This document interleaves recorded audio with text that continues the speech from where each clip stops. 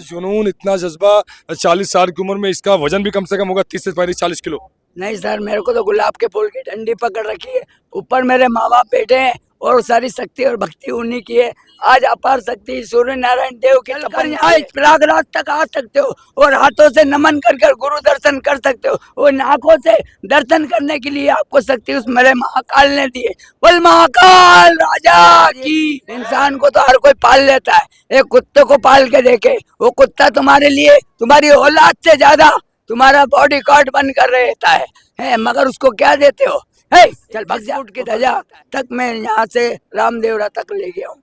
और 21 फुट की ध्वजा, जी हाँ, ये कितने फीट की है? ये 15 फीट। ये 20 दिन में लगभग कितनी बार रखी जमीन पे ध्वजा? मैं जहाँ धर्म की ध्वजा का स्थान होता है वहीं रखता हूँ। 15 दिन की यात्रा के बाद इंदौर से एक संत हैं जो पहुंचते हैं महाकुंभ प्रयागराज सनातन धर्म प्रचार के लिए। मेरे पीछे आप देख रहे हैं, इनके पास एक झंडा है। झंडा जमीन में नहीं, झंडा पेट के पास एक कपड़ा बांध रखा है, उसमें एक होल टाइप का बांस लगा रखा है, उसमें झंडे को टिका रखा है। कहते हैं कि झंडे को जमीन पर नहीं रखते, झंडा हमेशा ऊपर ही रहता है।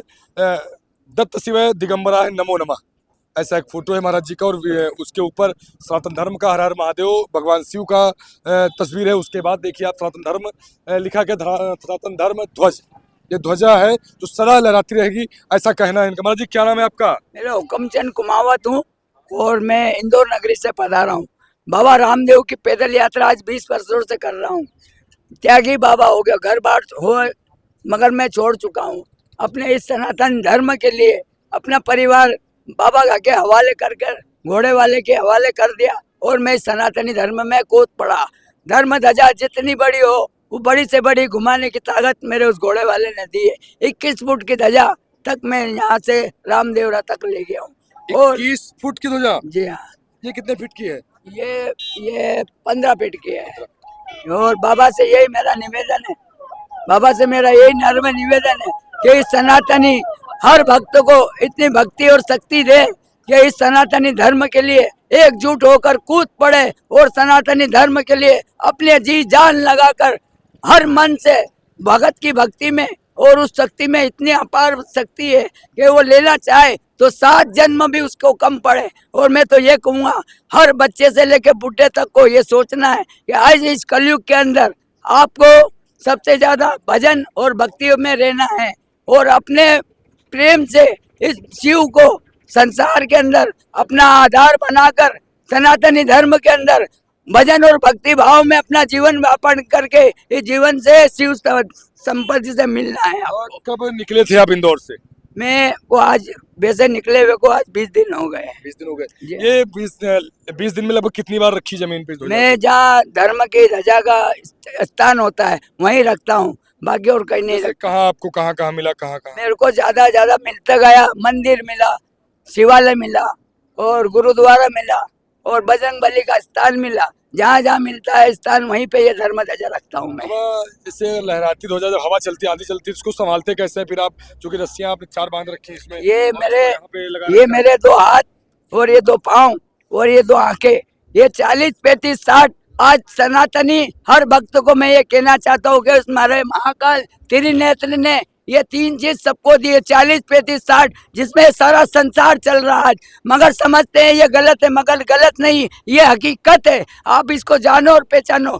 20 और 20, 40 ये दोनों पैर होंगे आपके तो आप चल के आते आ सकते हो। और 35 ये हुए दोनों हाथ और 60 ये हुए आंखों के पल्प, जिससे तेरे नेत्र को आप देख सकते हो। चलकर यहाँ इस प्रयागराज तक आ सकते हो और हाथों से नमन कर कर गुरु दर्शन कर सकते हो। और आंखों से दर्शन करने के लिए आपको शक्ति उस मेरे महाकाल ने दी है।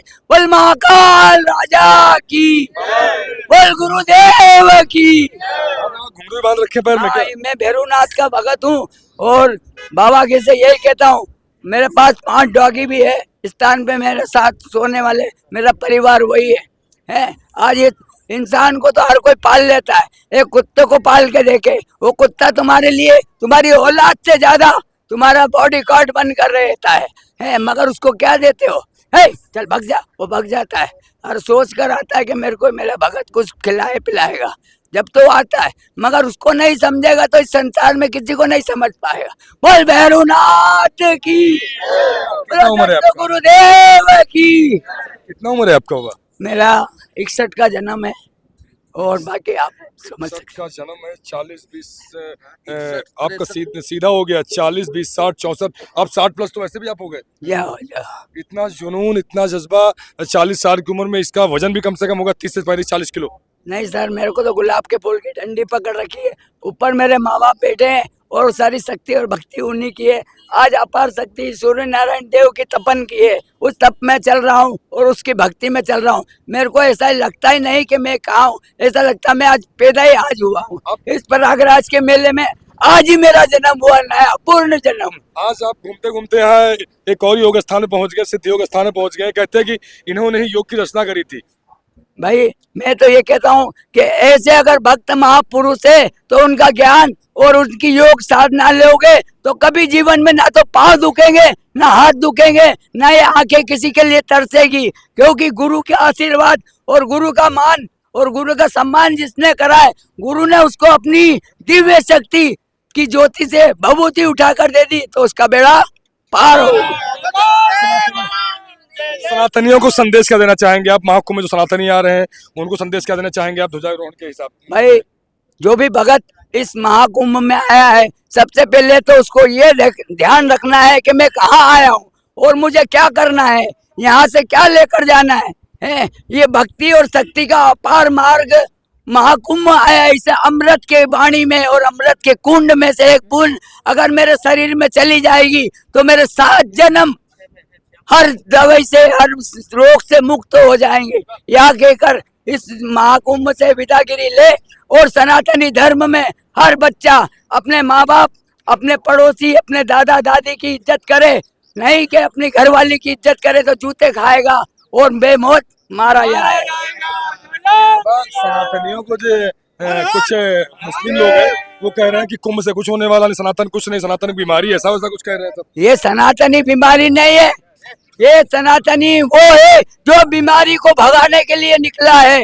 ये आज देश में हर जगह देखो आप, वहां मर रहे हैं, वहां जा रहे हैं, वहां क्या कर रहे हैं, ये पाप खुद करते हैं और इसी जगह आके मरते हैं। कहते हैं कि बाबा किसी को मारता नहीं है, मरता है आदमी अपने कर्म से। अच्छे कर्म करेगा तो उसको मौत के लिए भी प्रभु अब तो मुझे विदागिरी दो इस जीवन से। क्यों? कि उसका शरीर ईश्वर के अधीन पे रहता है। और हम ये कहते हैं कि सभी सनातनी ईश्वर के हवाले कर दो अपना यह शरीर, कभी दुख तकलीफ नहीं आएगी और आएगी तो अपने कर्मों से आएगी। जय जय सिया राम। क्या नाम है? मेरा सुनील तिवारी। आपके सामने लगभग 65 साल की उम्र है और लगभग 40 से 50 किलो का झंडा हाथ में लिए घूम रहे सनातन के लिए। ऐसे क्या प्रभाव पड़ने वाला है? बहुत प्रभाव पड़ने वाला है और सनातनियों को सबको ये संदेश मिल रहा है कि कम से कम हम लोग भी धर्म के लिए अपना आगे बढ़े और ये जो ध्वजा है उस ध्वजा को पूरे विश्व में हम लहरा के दिखाएं। धन्यवाद महाराज जी, हमारे साथ महाराज जी थे जी।